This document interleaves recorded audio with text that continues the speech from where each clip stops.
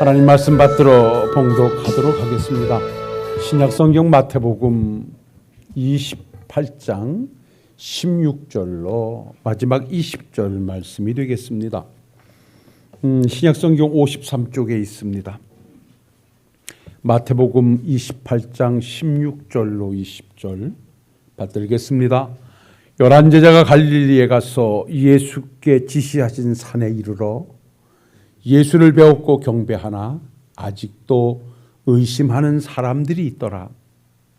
예수께서 나와 말씀하여 이르시되 하늘과 땅의 모든 권세를 내게 주셨으니 그러므로 너희는 가서 모든 민족을 제자로 삼아 아버지와 아들과 성령의 이름으로 세례를 베풀고 내가 너희에게 분부한 모든 것을 가르쳐 지키게 하라. 볼지어다 내가 세상 끝날까지 너희와 항상 함께 있으리라 하시니라. 아멘.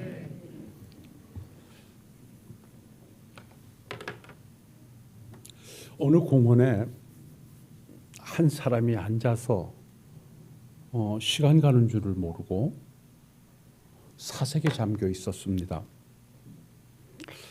해는 뉘엿뉘엿져도 그 자리에서 전혀 미동도 하지 않기에 그 공원을 청소하는 청소부가 가서 이제는 날도 저물어 가는데 집으로 들어가셔야 되지 않겠습니까? 라고 말을 해도 전혀 반응을 하지 않고 지그시 눈을 감고 있어요.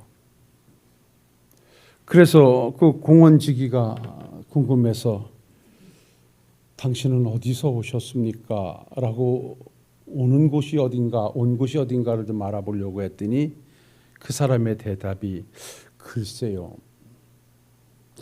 내가 온 곳은 전혀 모르겠습니다.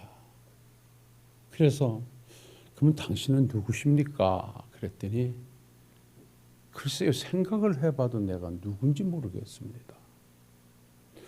어디서 왔는지도 모르겠고 누군지도 모르겠고 그래서 혹시 한 가지 더 물었습니다. 그럼 혹시 어디 가실 데가 있습니까? 그랬더니 그 사람이 쳐다보고 내가 그걸 알았으면 여기 계속 앉아 있겠습니까? 내가 누구인지, 내가 어디서 왔는지, 무엇을 해야 하는지, 어디로 가는지 내가 지금 그 답을 찾지 못해서 계속해서 지금 생각 속에 이 자리에 앉아 있습니다. 라고 말을 했는데 그 사람이 유명한 철학자 데카르트입니다. 이 한마디의 짧은 내용 속에 오늘을 사는 우리들에게 시사하는 바 참 크다 봅니다. 제가 올 들어서 우리 성도님들과 함께 계속 나누는 말씀이 나는 누구인가? 그러니까 자기 정체성을 찾아가는 일에 대해서 첫날부터 여러분들과 함께 말씀을 계속 이어오고 있습니다. 왠고하니 사람이 내가 누구인지를 알 때 내가 어떻게 살아야 되는가에 대한 답이 나오게 되고 내가 어떻게 살아야 되는가라고 하는 답을 만들어 갈 때 무엇을 하는 사람이 되어야 하는가에 대한 답은 자연스럽게 따라오게 되어 있습니다. 모두가 사회가 흐트러지고 우리 신앙의 삶이 흐트러지는 것은 내가 주어진 삶의 현장에서 누구인가? 내가 한 가장에 물론 이것이 변할 수 없는 자기 정체성이라고는 할 수 없겠습니다만은 그래도 자기에게 주어진 정체성을 찾아 산다면 내가 한 가정에 가장이라는 정체성을 가지면 가정을 위해서 내가 무엇을 해야 되는가를 분명하게 알 것입니다. 내가 한 아내의 남편이라면 내가 남편으로서 해야 할 일이 무엇인가를 분명히 알게 되겠죠. 자식의 부모라고 하는 사실에 대한 정체성을 내가 가지고 있다면 부모로서의 역할을 할 것입니다. 그러나 세상에 주어진 이러한 것들은 전혀 변하지 않는 정체성은 아니죠. 그러나 오늘 제가 여러분들과 함께 한번 말씀을 따라가 보려고 하는 것은 오늘을 사는 우리가 오늘도 나와 예배하고 오늘도 찬양을 하고 기도하는 이 귀한 시간에 하나님 앞에 나와 있는 나는 누구인가 하는 것입니다. 그걸 제가 몰라서 엿듣는 것도 아니고요. 우리 스스로는 다 목사님 그 말씀은 지난번에도 하셨는데 왜 또 하실까요? 라고 하실 거예요. 그러나 이거는 계속해서 우리는 반복해서 나에게 정체성에 대한 고백, 여기서 자긍심도 나오고 여기서 책임의식도 나오고 여기에서 자기관리도 나오기 때문에 내가 누구인가에 대한 정체성을 찾는 일은 매우 중요합니다. 오늘 우리가 여러 가지로 말씀할 필요가 없습니다. 우리는 지난 시간 주님의 고난주간을 보냈고 지난주일 부활주일을 보냈습니다. 그리고 그 부활주일을 보내고 난 이후에 제가 오늘 주신 말씀의 제목이 부활의 주께서 주신 사명. 그러니까 우리가 부활의 주님을 통해서 누리게 된 영광이 무엇인가? 그 은혜에 동참하여 사는 우리에게 그 부활의 주께서 우리에게 당부하고 떠나신 내용이 무엇인가? 오늘 그거 하나 붙잡아 우리의 삶을 한번 정돈해 보자는 것입니다. 여러 가지로 복잡하게 서론을 전개할 필요 없이 내가 하나님 앞에서 누구인가라고 질문할 때 우리 모두는 동일하게 고백할 수 있는 것에 따라합시다. 나는 하나님의 자녀요 백성입니다. 우리는 어떤 경우에도 내가 누구인가에 대해서 나는 하나님의 자녀요 하나님의 백성이다. 좀 더 여기서 전진해 나가면 내가 하나님의 백성이요 자녀가 되는 순간 나는 하나님의 일꾼으로 부름을 받은 자이다. 그러니까 내가 정체성, 즉 하나님의 자녀라는 정체성이 만들어질 때 내가 무엇을 하는 사람인가는 내가 하나님의 일꾼으로 부름을 받았다는 사실이 또 함께 따라오는, 그래서 믿음이라는 단어 속에 피스티스라고 하는 말씀은 충성이라는 말과 믿음이 함께 간다는 것이에요. 그러면 우리는 어떻게 하나님의 자녀가 됐는가? 요즘 제가 주일 오후 시간에 구원론을 여러분들에게 계속 말씀드리고 있기 때문에 잘 인지하고 계시겠습니다만은 다시 한번 우리가 상고해 본다면 예배소서 1장 3절로 6절 말씀에 이렇게 말씀합니다. 찬송하리로다. 하나님 곧 우리 주 예수 그리스도의 아버지께서 그리스도 안에서 하늘에 속한 모든 신령한 복을 우리에게 주시되 곧 창세전에 그리스도 안에서 우리를 택하사 창세전에 우리를 택하사 그리스도 안에서 거룩하고 흠이 없게 하시려고 그 기쁘신 뜻대로 우리를 예정하사 예수 그리스도로 말미암아 자기의 아들이 되게 하셨으니 이는 그의 사랑하는 자 안에서 우리에게 거저 주시는 바 은혜를 찬양하게 하려 하십니다. 그러니까 하나님께서 하늘의 신령한 복, 그 신령한 복은 구원이에요. 사람의 수단과 방법으로 만들어낼 수 없는 자리, 하나님만이 하실 수 있는 일을 우리는 신령한 일이라 하는 거예요. 그러니까 하늘에 속한 신령한 복을 주시기 전에 우리가 상상할 수 없는 무한한 지혜를 기초로 하신 하나님께서 창세전에 우리를 선택하시고 이 땅에 그리스도 안에서 우리를 불러서 당신의 기쁘신 뜻대로 우리는 하나님의 기쁘신 뜻에 의해서 부름을 받은 하나님의 자녀들입니다. 왜? 당신의 소유 삼아 주시려고, 천국 백성 삼아 주시려고. 그럼 왜 그렇게 하나님께서는 우리를 거저 주시는 은혜로 말미암아 천국 백성 되게 하셨는가? 그 은혜의 영광을 찬송하게 하시려고. 하나님이 나의 아버지십니다. 하나님이 나를 이렇게 구원하셨습니다. 라고 고백함을 우리를 통해서 받으시기를 원하시는 하나님이시라. 이러한 구속의 은총에 관하여서 예배소서 2장 1절로는 우리를 정확하게 진단해내죠. 우리는 과거에 죄와 허물로 죽었던 자들이라 그럽니다. 잘 아시죠? 반복해보죠. 예배소서 2장 1절에 그는 허물과 죄로 죽었던 너희를 살리셨도다 그랬습니다. 여기 허물과 죄, 허물이라고 하는 것은 법을 침범했다라고 하는 것이고 죄라고 하는 말은 하말타노, 관역을 빗나갔다는 말이에요. 그러니까 우리가 하나님의 말씀을 어김으로 말미암아 하나님을 목적으로 삼지 못하고 세상을 향하여 사탄의 종이 돼서 세상의 주권자들에 의해서 세상 풍조를 따라 살았고 진노의 자녀로 살았던 영적 사망 상태에 있던 우리들이었다는 것입니다. 그런데 국률이 풍성하신 하나님께서 우리를 그리스도 안으로 부르셔서 우리를 속량하시고 하나님의 자녀 삼아 주셨다. 그 은혜에 의하여서 믿음으로 말미암아 구원을 받았으니 이는 너희가 자랑하지 못하게 하려 함이라. 그러니까 우리가 늘상 말씀 속에 찾아가 봅니다만 우리가 하나님의 자녀가 된 것은 우리의 수고나 노력이나 우리의 애씀이 전혀 개입하지 못하는 하나님의 무조건적인 선택과 하나님의 사랑에 의해서 우리는 하나님의 자녀가 됐다. 그래서 우리는 죄에서 구원을 받고 천국과 미래가 보장된 하늘나라의 백성들이다. 믿으시면 아멘 하십시다. 그래서 에베소서 2장 19절 말씀을 보면 그러므로 이제부터 너희는 외인도 아니요 나그네도 아니요 오직 성도들과 동일한 시민이요 하나님의 권속이라 그랬어요. 하늘의 시민이요 하나님의 권속이요. 권속이 뭐죠? 식구, 가족이라는 얘기예요. 우리가 예수를 구세주로 영접하는 순간 우리는 하늘에 속한 하나님의 식구들이 됐다. 더 나가서 빌립보서 3장 20절에 보면 그러나 우리의 시민권은 하늘에 있는지라 거기로부터 구원하는 자 곧 예수 그리스도를 기다리노니 라고 말씀을 해요. 우리의 시민권은 하나님의 나라에 있다는 거예요. 이것이 어떻게 만들어졌는가? 예수 그리스도의 구속의 은총으로 만들어졌다라고 하는 것입니다. 여러분들이 잘 아시는 대로 하나님의 우리가 구원의 역사를 다 이렇게 되짚어보는 것은 거기서 다시 한번 나라는 존재 자체에 대한 자존감을 한번 세워보자는 거죠. 하나님은 요한복음 3장 16절을 통해서 분명하게 우리에게 말씀하셨죠. 세상을 이처럼 사랑하사 독생자를 주셨으니 이는 그를 믿는 자마다 멸망하지 않고 영생을 얻게 하려 하심이라 하나님이 분명하게 말씀을 해주셨습니다. 우리를 사랑하셔서 독생자를 보내주셨다는 것입니다.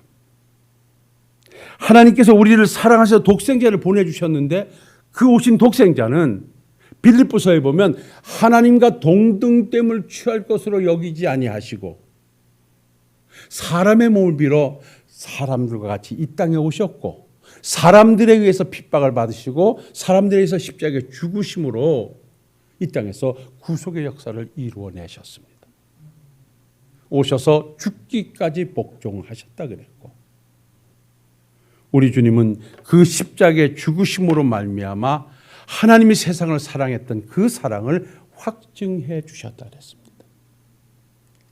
사랑하는 성도 여러분, 우리는 지난 시간 주님께서 왜 이 땅에 오셔야 됐던가, 오셔서 왜 십자가에 지셔야만 했던가, 그리고 왜 부활하셔야만 했던가에 대한 말씀을 충분히 함께 나눴습니다. 우리가 해결할 수 없는 죄의 문제를 해결하시기 위해서 우리의 죄를 대신해서 십자가상에 돌아가셨던 주님께서는 우리의 죄를 속량하시고 장사 지낸 바 되셨다가 3일 만에 다시 살아나시며 우리 주님께서는 내가 너희를 의롭게 했노라. 의롭다함을 선언하시기 위해서 우리 주님은 부활하셨다고 말씀했습니다. 그래서 우리는 그 은혜 안에서 그 예수를 믿는 우리는 따라합시다. 하나님의 백성이요. 하나님의 자녀입니다. 이렇게 우리를 하나님의 백성 잡으신 하나님께서는 어떤 경우에도 우리를 놓지 않고 끝까지 우리를 붙잡고 하늘나라로 입성하시겠다 하나님은 약속해 주시고 있습니다. 구원을 우리가 얻어낸 것이 아니라 하나님께서 주셨듯이 그 구속의 역사를 이루고 가신 주님께서는 보혜사를 보내셔서 그 구원 사실을 알리게 하시고 그걸 깨닫게 하시고 예수께로 데려다 놓으시고 오늘도 우리와 함께 하셔서 두렵고 떨림으로 구원을 완성해 가도록 오늘도 동행하고 계신 줄로 믿습니다. 이렇게 큰 구원의 역사를 쓰신 우리 주님께서 부활하셔서 40일 동안 이 땅에 계시다 하늘나라로 올라가시기 직전 제자들을 불러놓고 당부하신 말씀이 오늘 본문의 말씀입니다. 오늘 말씀은 우리가 잘 아는 대로 마태복음 28장 19절로 20절에 그러므로 너희는 가서 모든 민족을 제자로 삼아 아버지와 아들과 성령의 이름으로 세례를 베풀고 내가 너희에게 분부한 모든 것을 가르쳐 지키게 하라. 볼지어다 세상 끝날까지 너희와 항상 함께 있으리라. 한마디로 가서 민족 세상 끝까지 가서 모든 이들을 만나 예수의 사람이 되게 하라. 예수를 믿게 하라. 이 말씀이 우리 주님이 마지막 가시면서 우리에게 주신 사명인 줄로 믿습니다.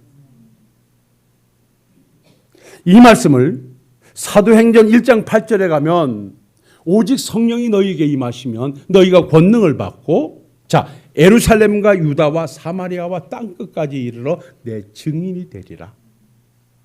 이것도 우리 주님이 이거와 동일하게 주신 사명이에요. 그러니까 우리 주님께서 3년 동안 공생의 사역을 마치시고 수많은 기적의 현장을 만들어서 하늘나라를 보여주시고 가시면서 제자들에게 당부하신 것이 너희들이 내가 주었던 이 모든 떡과 모든 상황과 너희들 체험하지 않았느냐? 너희들이 나를 온전히 믿고 이 세상에서 풍요롭게 살거라. 이렇게 말씀하지 않고 주님이 남긴 딱 한마디는 땅끝까지 이르러 내 증인이 되거라. 내가 세상 끝날까지 너희와 함께 할 것이니 모든 민족을 제자로 삼아라. 이것이 우리 주님께서 부활하신 주님께서 우리에게 주신 공동 사명입니다. 그 사명이 뭔가 따라합시다. 복음을 전해라. 오늘 우리 교회가 존재하는 이유가 뭔가? 왜 끝까지 교회를 붙잡고 우리가 사수해야 되는가라고 한다면 이곳이 바로 복음의 전초 기지이기 때문에 그래요. 우리들 대로 끝낼 수 있지만 그럴 수 없는 것은 뭐냐? 주님이 오신 날까지 교회는 이 땅에 존재해야 되는 것이고 우리가 주님 앞에 가는 날까지 우리로 하여금 주의 복음이 이 땅에 증거되어야 되기 때문에 그런 거예요. 그래서 우리는 복음의 사명자입니다. 그래서 이 사명이라는 말을 참 크게 씁니다만 원래 이 사명이라고 하는 것이 불일사자에다가 목숨명자를 썼더라고요. 그러니까 이 사명이라는 말을 어찌 보면 심부름으로 부름받은 목숨이다. 하나님의 복음, 하나님의 말씀을 따라 순종하도록 부름을 받은 이 생명들이 우리들이다.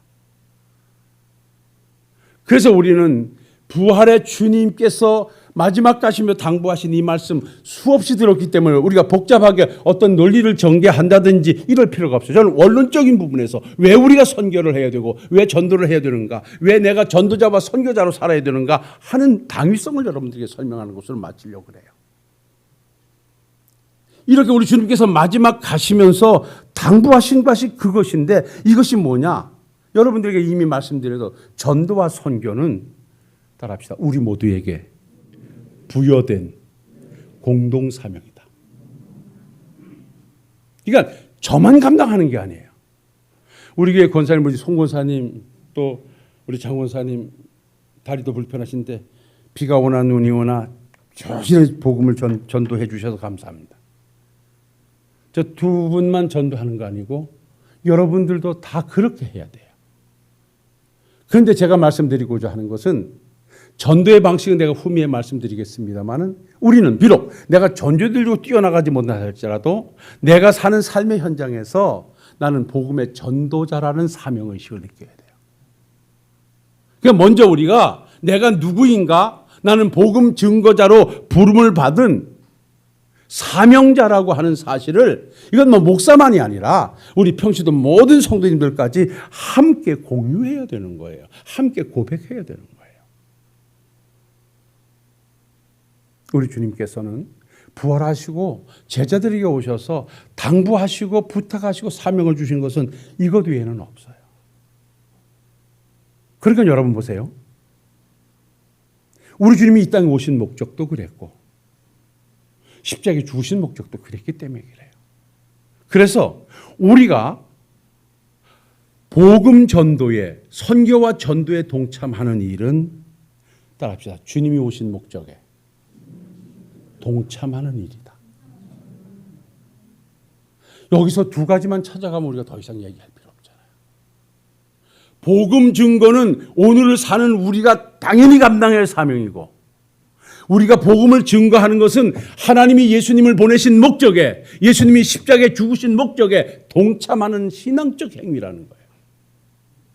하나님이 왜 예수님을 이 땅에 보내셨습니까? 영혼을 구원하시기 위해서.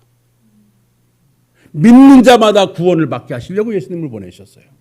오신 예수님 왜 십자가에 죽으셔야만 됐고 왜 부활하셨습니까? 우리의 죄를 속량하시고 우리를 하나님의 백성으로 만들어 주시기 위해서. 그 구속의 역사를 순종으로 이루신 주님께서 가시면서 내가 보혜사를 보내겠다. 왜 성령께서 오셨습니까? 여러분들이요, 잘 들으세요. 인간을 구원하시기 위한 계획을 성부 하나님께서 하셔서 예수님을 보내셨어. 그 예수님께서 오셔서 그 구원의 역사를 이루셨어. 그 이루신 구원의 역사가 지속적으로 전파되어 가기 위해서 우리 주님은 다른 보혜사 성령님을 보내셨고, 성령님이 오셔서 우리에게 임하니 초대교회에서부터 복음은 활발하게 증거돼서 오늘 우리에게까지 임하여 있고, 그 복음을 받은 우리는 역시 땅끝까지 이르러 그 복음을 증거하는 사명을 우리가 감당해야 되는 것이다. 이것이 바로 주님의 오신 목적에 동참하는 일이라는 사실을 꼭 기억하실 수 있는 우리 성도님들이 되실 수 있기를 주의 이름으로 부탁을 드립니다. 시간이 가서 제가 빨리빨리 정리해 보겠습니다. 자, 그렇다면 오늘 뼈대만 가지요. 전도와 선교는 우리에게 부여된 공동 사명이요, 그것은 주님이 오신 목적에 동참하는 일이라 할 때, 또 하나 우리가 꼭 기억하실 일은 이 세상에 예수의 이름 외에는 구원받을 이름이 없어요. 그러니까 그 구원받을 이름을 소유한 우리들이기 때문에 우리는 그 예수를 전해야 되는 거예요. 사도행전 4장 12절에 다른 이로서는 구원을 받을 수 없나니 천하 사람 중에 구원받을 만한 다른 이름을 우리에게 주신 일이 없음이라 하였더라. 이 말씀은요, 베드로와 요한이 성전에 기도하러 올라가다가 구걸하는 안진뱅이를 일으킨 사건이 있어요. 그 기적의 현장을 보고 어찌 이런 일이 있을 수 있겠느냐라고 주님을 향하여 눈을 뜨는 사람이 있는가 하면 그것을 시기하여 베드로를 잡아오게 가두려는 무리들이 있었어요. 그래서 자꾸만 어찌 네가 너 같은 님이 어떻게 저 안진뱅이를 일으켰냐라고 할 때 우리 베드로가 한 말이 다른 이로서는 이렇게 이런 사람을 살려낼 수가 없다. 그러니까 여러분, 여기서 말하는 구원은 물리적 구원과 영혼 구원을 함께 가는 거예요. 잘 들으세요. 우리 주님께서는, 우리 주님만이 우리의 죽은 영혼을 살려 천국으로 데려가시는 구원의 역사를 하실 수 있는 줄로 믿습니다. 그런가 하면 오늘 내 삶의 현장에 내가 해결할 수 없는 어려움들, 도저히 내 힘으로 할 수 없는 이 모든 것들, 그것을 해주시고 하실 수 있는 이가 우리 주님이세요. 그래서 내 삶의 모든 현장과 내 구원의 역사에 그 모든 것을 이루실 구원해 주는 예수님임을 고백하셔야 돼요. 그러니까 베드로에게 이 안진뱅이를 어떻게 일으켰냐라고 말할 때 베드로가 한 말을 보세요. 사도행전 4장 9절로 10절에 보면 만일 병자에게 행한 착한 일에 대하여 이 사람이 어떻게 구원을 받았냐고 오늘 우리에게 질문한다면 너희와 모든 이스라엘 백성들은 알라. 너희가 십자가에 못 박고 하나님이 죽은 자 가운데 살리신 나사렛 예수 그리스도의 이름으로 이 사람이 강건하게 되어 너희 앞에 섰느니라. 너희들이 이 병자가 어떻게 고침을 받았냐고 나에게 따져 묻는다면 너희들이 십자가에 죽인 예수를 하나님이 살리셨고 그 예수의 이름이 이 자를 일어나 걷게 했다. 예수의 이름이 구원을 주는 것이다.